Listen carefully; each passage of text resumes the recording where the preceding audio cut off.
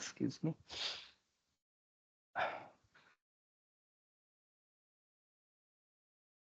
तो हाँ, जैसे कि आपने यहाँ पे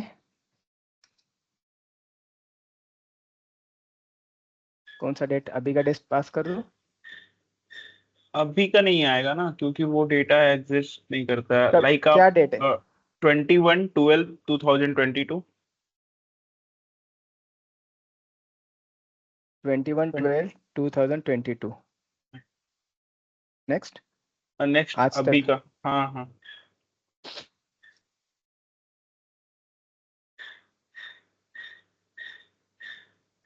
ठीक है, जैसे आप यहाँ पे सिलेक्ट कर रहे हो, फिर यहाँ पे ये आपने स्मार्टफॉर्म और इसका बटन दिया है, तो सेम ऐसा ही आप यहाँ पे एक बटन दे दो, जैसे कि इंटरफेस का जो भी आप हम्म। यूज करने वाले हो।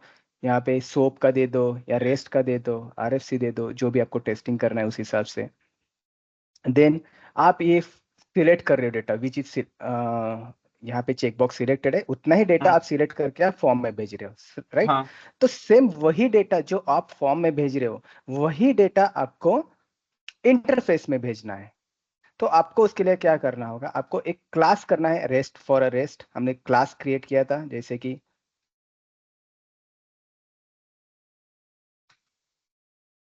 यही था शायद।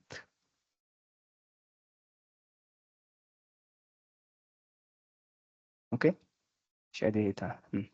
तो ऐसे एक आपको क्लास क्रिएट करना है, Z rest, Z seal rest service जैसा, जिसमें आपको एक इंटरफेस को इंप्लीमेंट करना है। इफ एचटीटीपी एक्सटेंशन, ये इंटरफेस है। इस इंटरफेस में क्या है, मेथड्स रहते हैं, उसमें से आप हमें ये हैंडल रिक्वेस्ट वाला जो मेथड है, इसको हमें इंप्लीमेंट करना है। इसमें हमने क्या लिखा है, आप कोड देख सकते हो। ठीक है, आपको क्या करना है हाँ। यहाँ पे, जस्ट जस्ट आपको क्या करना है यहाँ पे, ये हम रिक्वेस्ट ले रहे हैं, हम सेंड नहीं कर रहे हैं। ठीक है, we are not sending them, हम ये ले रहे हैं और सेंड कर रहे हैं। तो आपको क्या करना है यहाँ पे, सिर्फ सेंड करना है डेटा आपको, करेक्ट? तो आपको कुछ तो रिक्वेस्ट तो चाहिए, अगर कुछ सेंड कर रहे हो तो आप, राइट। राइट? तो आप कुछ बटन जो क्लिक कर रहे हो, वो बटन से आपको क्या करना है, एक इनपुट पैरामीटर आपको चाहिए, यस। जिसमें जिसमें आपको पाथ देना है। ये जो पाथ है ना, इसमें आता है, ब्राउजर में हम पाथ देते हैं, वैसा पाथ देना है आपको, या फिर कुछ भी एक रिक्वेस्ट डालो आप, because if HTTP that means it should work on web. ठीक है, कुछ तो एड्रेस तो होना चाहिए उसके लिए, विदाउट एड्रेस तो ये चलेगा ही नहीं, right? Are you getting my point? Yes yes. Without without web address तो ये चलेगा नहीं, बिकॉज इसको रिक्वेस्ट चाहिए ही चाहिए। देन यहाँ से वो रिस्पॉन्स भेजेगा उसके बाद में। तो आपको ऐसा कुछ लॉजिक लिखना है जिससे कि वो वेब, एक मिनट। सो जैसे वो वेब पाथ होता है, वो मतलब वो कौन प्रोवाइड करता है, अगर हमें वहां लिखना होता है तो? सॉरी, क्या बोला आपने, फिर से बोलिए। वो जो वेब पाथ होता है वो हमें कौन प्रोवाइड करता है, लाइक हमारे टीम मेंबर्स या कोई होंगे UI UX वाले? वो वेब पाथ है ना, वो हम क्या करते हैं, जो सर्विस क्रिएट हुआ है ये SICF, यहाँ पे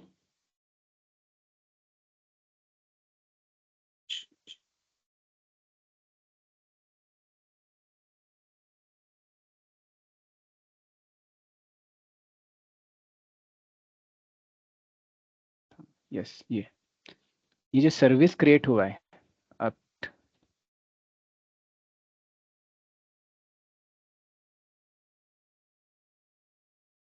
ये URL, ये आपको सिर्फ उनको देना है। किसको? नॉन SAP सिस्टम वालों को, उसके भी डेवलपर्स रहते हैं। ठीक है, तो वो लोग क्या करते हैं, इसको वहां पे कंज्यूम करते हैं, जैसे हमने सोप UI में किया था कंज्यूम, वैसे वो वहां पे कंज्यूम करते हैं। और वहां पे वो इंपोर्टिंग पैरामीटर जो कि गेट मेथड है, उसमें वो सेल्स ऑर्डर नंबर पास करेंगे, जिससे हम उसका जो डेटा है वो SAP से रिट्राइव करके उनको रिस्पॉन्स बॉडी में भेज देते हैं। सेम चीज हम सोप में भी करते हैं, सेम चीज हम RSC में भी वही करते हैं, ठीक है। जस्ट सोप और ओ डेटा हो, सोप हो या रेस्ट हो ये वाला, तो इसमें क्या है कि हम यूआरएल देते हैं, ठीक है। बट RSC में हम यूआरएल नहीं देते हैं, हम डायरेक्टली जो RFC का फंक्शन मॉड्यूल का नेम है वो हाँ, हम उन्हें दे देते हैं, वो डायरेक्टली कॉल करते हैं उसको। तो मेनली ये रेस्ट एपीआई और आरएफसी का दोनों का काम सेम है, डेटा को एक्सचेंज। काम तो हाँ। सेम है, एज आई सेड कि काम सेम है, सिर्फ रैपर है ये उसके ऊपर, एक ओके। RSC के ऊपर रैपर है ये, सो ठीक जैसे है। रेस्ट एपीआई हुआ, वैसे ही अभी जो एडवांस में ओ डेटा है, तो सेम हम्म। दोनों का स्टेप अलग है, बट दोनों तो एक ही है, लेकिन वो काम तो रेस्ट उसको उसको भी ओ काम तो डेटा एक को ही भी हम करता है। रेस्ट एपीआई ही बोलते हैं। हाँ, काम तो वही करता है, वो भी हाँ वही हाँ करता है। आप देखोगे उसका SCGW ट्रांजैक्शन जो है उसका हाँ गेटवे का, तो हाँ वो भी वही करता है काम यहाँ पे। हाँ, ऐसे आप यहाँ से आप क्रिएट करना। यहाँ पे आप क्रिएट प्रोजेक्ट करते हो, ठीक है। उसके बाद में राइट। आप एंटिटी सेट और हाँ, एंटिटी शायद entity set, entity class entity बनाते हैं, सेट बन, हाँ। तो डीपीसी और आप एमपीसी। या आप डायरेक्टली CDS व्यू का भी ओ डेटा सर्विस बना सकते हो, ठीक है। और डायरेक्टली आप RFC, जो हमने RFC बनाए उसका भी आप ओ डेटा सर्विस बना सकते हो, ओके। तो जैसे कि हमने एक RFC ऑलरेडी बना के रखा है जिसका सोप वाला सर्विस है, बट आपको उसका ओ डेटा भी बनाए, तो आप वो RFC को यूज कर सकते हैं, उसके ऊपर ओ डेटा का रैपर लगा सकते हैं, ऐसे सेम चीज। मतलब ऐसे generally 1 to 2 to 3 year experience में हम बोल सकते हैं कि हमें रेस्ट नहीं आता, हमने ओ डेटा पे मतलब साउंड नॉलेज है, ऐसा हो सकता है क्या? या बोल एक, सकते, आप एक ये बोल सकते हो कि हाँ, मैंने सोप पे काम किया है, ठीक है, हाँ, मुझे सोप आता है, RFC पता है मुझे, हाँ, देन मुझे रेस्ट भी आता है, rest web services. okay. I have knowledge of O data, okay, I can create, okay, तो without any. As a developer 1 year का भी हो या 2 ईयर का भी हो, उसे मतलब एक एपीआई आना चाहिए। यस, आप आना आना चाहिए, मतलब आएगा तो अच्छा ही है, मतलब वो नहीं। देखते ही है कि भाई हाँ, इसको राइसेफ में क्या क्या आता है, इसको रिपोर्ट्स भी आता है, ठीक है, हाँ क्लासिकल रिपोर्ट तो आजकल हाँ कोई यूज नहीं करता है इसको। हाँ जो क्या बोलते हैं अपना, नॉर्मल वाला जो स्ट्रक्चर्ड वाला प्रोग्रामिंग मेथड्स में से जो है हम्म फंक्शन मॉड्यूल्स, वो यूज कर सकते हो। जो क्लासेस वाले हैं ALV वाले, वो भी इसको आता है, ठीक है। दूसरा क्या है, फॉर्म्स में देखेंगे इसको स्मार्ट फॉर्म आता है, एडोबी भी आता है, ओके। इंटरफेस में देखेंगे इसको पता है RFC क्या है, हाँ बट इसको सोप भी पता है, इसने काम किया है, रेस्ट एप्लीकेशन भी पता है। दूसरा ओ डेटा का नॉलेज है, इसने वर्क नहीं किया है बट यस इसको ओ डेटा का नॉलेज है, वो आपको कुछ पूछेंगे क्वेश्चंस उस टाइम पे ओ डेटा का, अगर आपको आप प्रिपेयर होके गए तो आपको बताना है वही चीज। देन उसके बाद में वो देखेंगे कि दूसरा क्या है, डेटा माइग्रेशन। आप बोल सकते हैं मुझे बापी पता है, बापी में आपको वो पूछेंगे कि I have custom fields in standard transaction MM01 and same custom fields I have in Mara table. So हाँ। I want to update that fields through a BAPI. So how will you update that fields? तो आपको वही पूछेंगे कि Bapi extension के बारे में, ठीक है। तो ये जनरल क्वेश्चंस है, बापी में ये पूछेंगे एक्सटेंशन वाला, वो बापी का ठीक है। आंसर क्या होगा?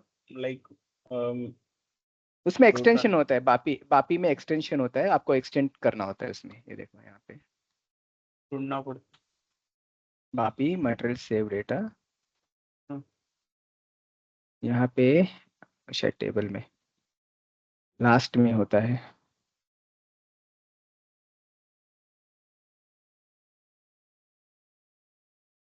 यहाँ पे एक्सटेंशन, ठीक है। तो आपको ओ वो बापी एक्सटेंशन। एक्सटेंड करना होता है, यहाँ पे वैल्यू पार्ट 1 में आपको फील्ड नेम पास करना होता है इसमें, हम्म। ठीक है। आपको नेट पे मिल जाएगा ये इसका ओ एग्जाम्पल। सो जनरली पहले जो हम करस्पॉन्डिंग वो कॉलम लिख के करते थे, वो अब बापी कर रहा है direct. Corresponding means what? Like हम दूसरा टेबल, ये फील्ड नेम और दूसरा फील्ड नेम को इक्वल टू करके लिखते थे ना, सी करके। मूव करस्पॉन्डिंग कब करते हैं, मैं वो एक हाँ। बताता हूँ एक चीज, एक मिनट, मैं बैटरी डाउन हो रहा है मेरे हेडफोन का।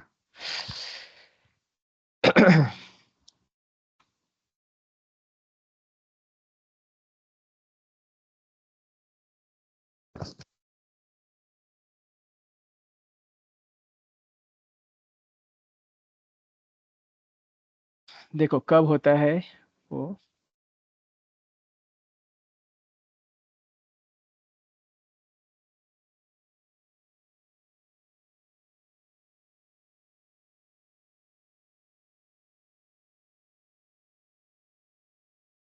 जैसे कि अ, एक स्ट्रक्चर मैं बना रहा हूँ,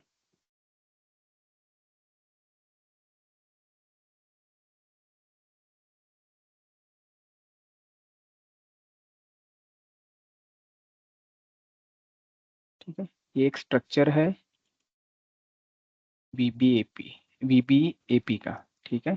जो स्टैंडर्ड वाला स्ट्रक्चर है जिसमें वीबीएलएन, पॉजनार, मैटनार, अरे मैटनार, देन उसके बाद में quantity, unit of measurement, net price, ठीक है। ये एक वीबीएपी का स्ट्रक्चर है। ये मैं एक स्टैंडर्ड स्ट्रक्चर बता रहा हूँ जिसमें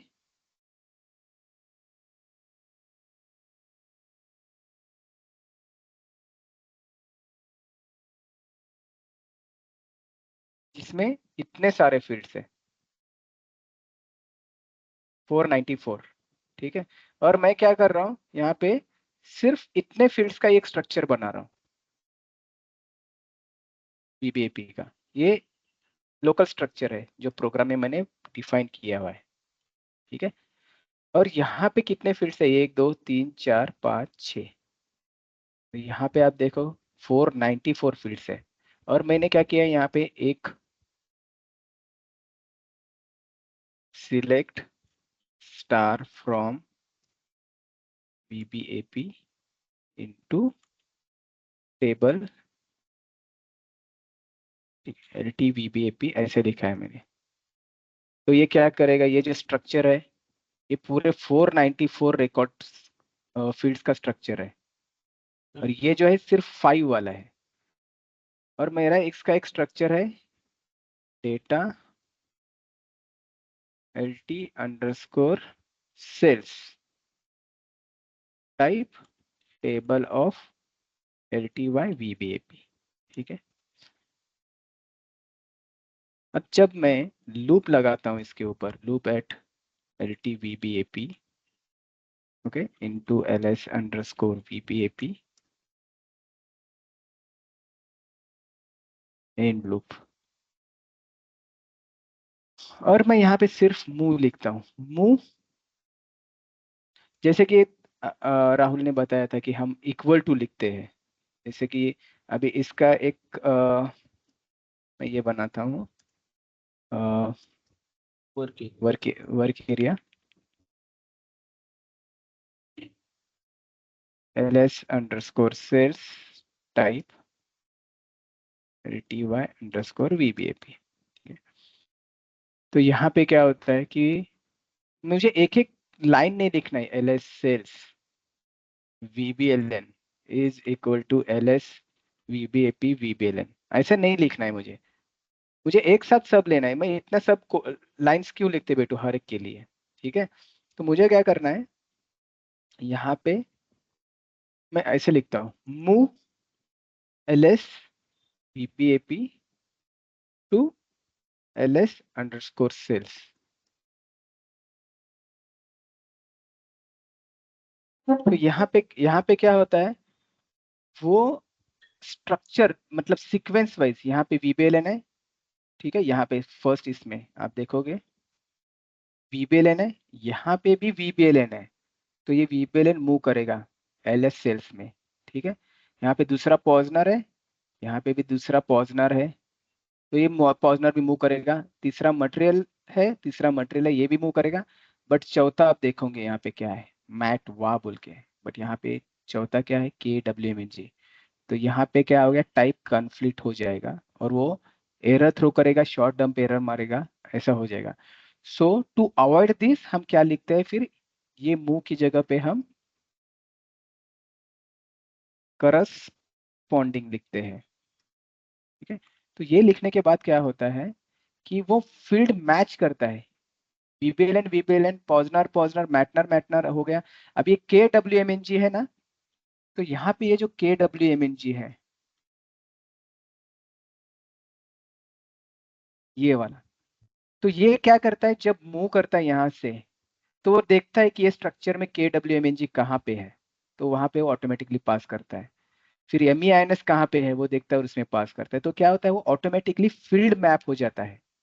but the field should be, the field name should be identical. हाँ, फील्ड नेम सेम होना चाहिए, जो इस स्ट्रक्चर में है वो इस स्ट्रक्चर में सेम होना चाहिए, भले ही सीक्वेंस ऊपर नीचे कैसे भी रहने दो। When you are writing move corresponding, ये सिर्फ देखता है ये नाम का फील्ड यहाँ पे कहाँ पे है, उसको मैप करता है और उसमें डेटा पास करता है। This is the use of move corresponding. ठीक है। और उसमें और एक चीज है, ठीक है, कि फॉर एग्जाम्पल आप डिस्प्ले में देखते हो कि बैकग्राउंड में आपको कोई क्वांटिटी फील्ड है या फिर अमाउंट का फील्ड है, तो उसमें सेपरेटर रहता है। ठीक है। बट बैकग्राउंड में वो सेपरेटर नहीं दिखता है आपको, फोरग्राउंड में दिखता है डिस्प्ले में, बिकॉज वहां पे कन्वर्जन एग्जिट लगा हुआ रहता है। ठीक है। तो इसकी वजह से क्या होता है, वो डिस्प्ले में जो दिखता है वो बैकग्राउंड में नहीं रहता है। तो सेम चीज आपको प्रोग्राम में भी चाहिए। ठीक है। प्रोग्राम में क्या होता है, वो भी वैसे ही रहता है। एएलवी रिपोर्ट में वगैरह आप बैकग्राउंड में नहीं दिखेगा, बट आपके एएलवी रिपोर्ट में दिखेगा कहीं पे, तो सेपरेटर वगैरह जो है फील्ड में। तो आपको कुछ लॉजिक लिखना है उस टाइम पे कि भाई ये सेपरेटर है तो यहाँ से मुझे ये काउंट करना है वो काउंट करना है। तो उस टाइम पे आपको जो डिस्प्ले वाला जो फॉर्मेट है वो आपको वेरिएबल में चाहिए, तो आपको क्या करना है उस टाइम पे, राइट लिखना है, राइट ls_, जो भी है VBAP KWMNG to ls cells KWMNG। तो इससे क्या होता है, इस स्टेटमेंट से वैल्यू और फॉर्मेट जो भी है वो यहाँ पे मूव हो जाता है। ठीक है। अगर आप यहाँ पे राइट नहीं लिखते हो, यहाँ पे सिर्फ मूव लिखते हो, तो सिर्फ डेटा पास होगा, फॉर्मेट नहीं पास होगा। So this is the use of right. Generally हम राइट किस लिए लिखते हैं, डिस्प्ले करने के लिए, कुछ मैसेजेस वगैरह या वैल्यू जो भी है आपको आउटपुट में दिखाने के लिए। But when you are using write along with to and moving a data from variable to another variable, it is moving a data to another variable along with its format. Okay? तो ये भी आपको पूछ सकते हैं। और move corresponding जैसे मैंने बताया, ये सिर्फ क्या करता है, फील्ड मैप करता है, but the field name should be identical in both structure.